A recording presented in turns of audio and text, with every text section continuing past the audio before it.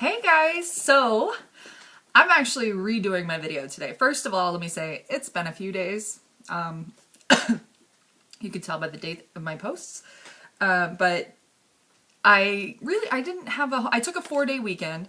I'm still actually kind of riding out my severance from my old job, and I mean I've been balls to the wall pretty much every day except for those four. I took 4 days off.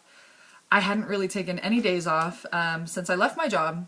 My last day was on a Saturday, and that Monday I took a Sunday off, and then that Monday I was right back at it working and for myself. And I think that's probably about when my videos. No, I'm sorry, my video started like a week later, but I started that Monday just nose to the grind, and so this past weekend I took a 4-day weekend. So since last week, not a whole lot has happened. Actually, yeah, because I think I probably did a video last Thursday maybe, and then had that really long weekend. So because it's Thursday again, so okay, so I haven't reported back over Tuesday or Wednesday.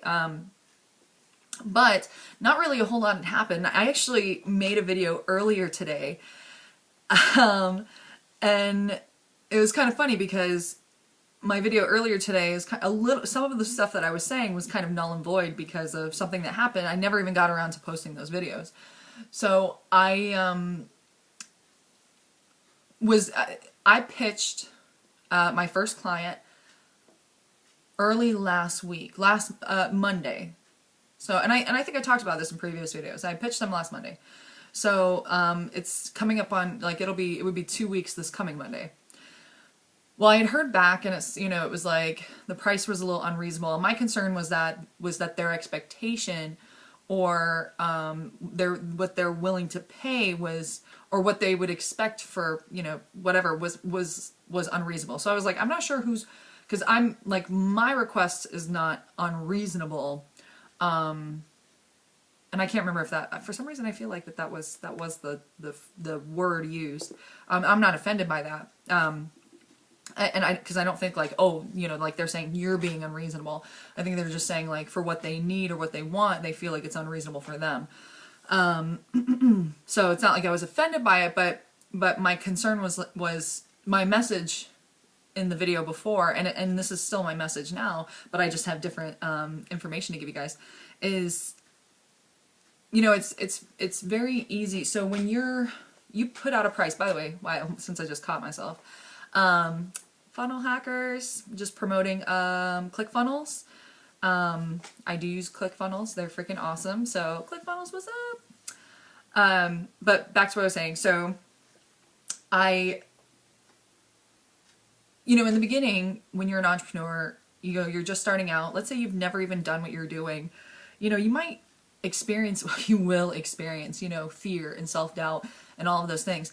Just do not let it get the best of you. Do not, you need to do some research and find out what is reasonable for what you're doing, but don't let your first client scare you into, let's say you didn't even, because if you nail your first client, freaking bravo. But chances are you're gonna pitch your first client and they may not go for it at all. You never know. Especially if you have no experience closing deals and things like that. So, don't let the fear get the best of you. That was kind of my message in my last video, and that's still my message now. It's like, don't let the fear get the best of you. But the funny thing was that I did that video before I got a certain email. So I had pitched that client, and we were kind of negotiating. I had gone back and I had offered them a discount to decide by today.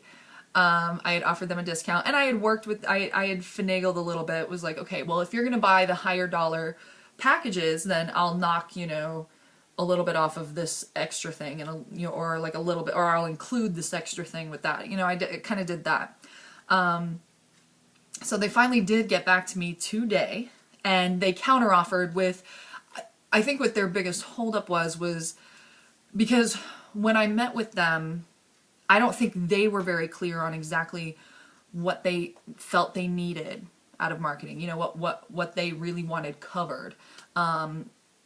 So they were kind of deferring to, and I will be working on them because there are certain things that are big concerns for me with them in terms of their marketing. But I kind of offered them a couple different things, you know, but not knowing exactly what it is would be, you know, what they felt would be most beneficial to them. So they counteroffered, and what they counteroffered with, good Lord, that sounded like a huge, huge tree branch. Good, I'm gonna have to go look when I'm done. What they counteroffered with was not something that was way outside of the price point, because I priced everything based on a certain dollar per hour.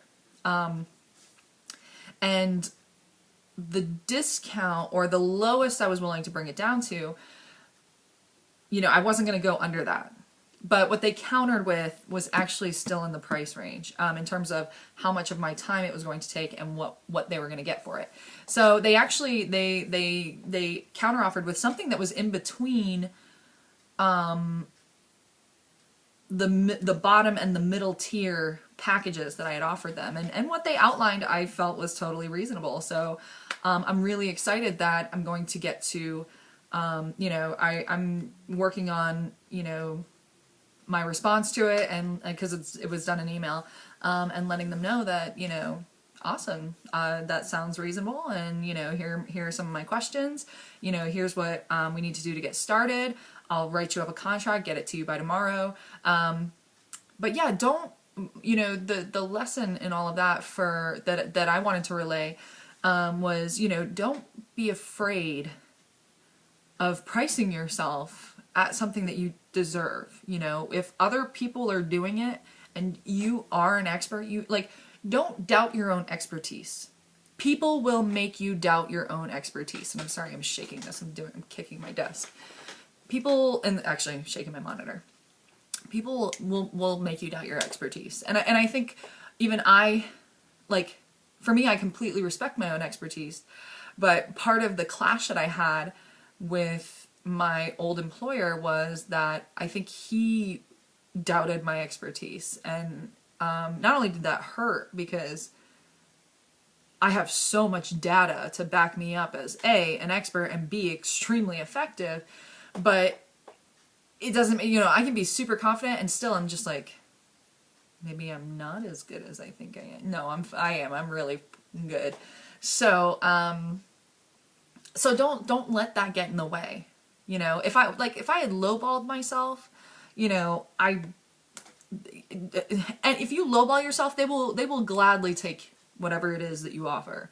Don't lowball yourself. Know your worth and stick to it. And if somebody doesn't want to pay, then that's okay. There are more clients out there. If they're not willing to pay, it's okay. But I am very excited to say that I did land my first client. So it's a substantial amount of money, about 15 hours of a month of work. So, I mean, honestly, if I had one more client like that, I would be making the same amount I made working 160 hours a month at my old job. So hang in there. You're gonna make it. You're gonna be fine. You're gonna do well. Don't let self-doubt and fear, you know, set you up for failure. It's not even setting you up for failure, but just make you cut yourself down or sell yourself short. You know, you are worth it. You can get the money. Don't doubt yourself. Go out there, kill it, ask for what you deserve, and you're gonna get it. Okay? So, final plug, ClickFunnels. These guys are awesome. Amazing service. And if you don't want to actually make your own marketing funnels, hit me up because I'll make marketing funnels for you. All right, guys, have a great day. It's awesome talking to you. I'll see you next time.